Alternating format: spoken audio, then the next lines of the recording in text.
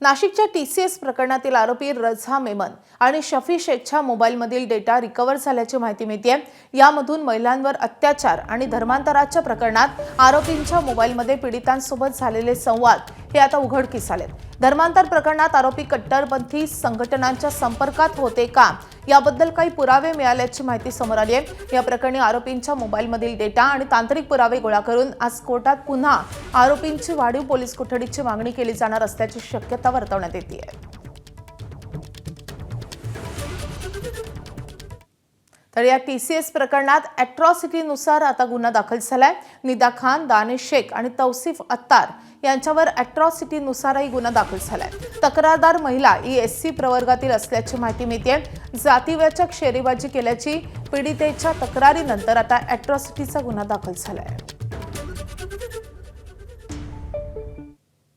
तर नाशिकमधील नामांकित कंपनी धर्मांतर आणि अत्याचार प्रकरणातील आरोपी शफी शेख आणि रझा मेमन यांना आज कोर्टात हजर केले जाईल। या दोघांची पोलीस कोठडी आज संपते आणि त्यामुळे त्यांना आज पुन्हा न्यायालयात हजर केले जाईल।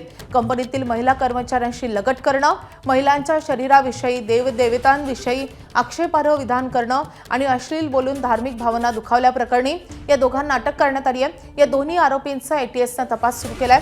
तसंच या आरोपींचं परदेशात काही कनेक्शन आहे का याचाही तपास सध्या सुरू आहे। त्यांना परदेशातून फंडिंग मिळत होतं का, दिल्ली स्फोटाच्या आरोपीशी काही संबंध आहे का या दृष्टीनेही ATSने तपास सुरू केल्याची माहिती सूत्रांनी दिली आहे। त्यामुळे आजच्या सुनावणीत नेमकं काय होतं याकडे लक्ष असेल।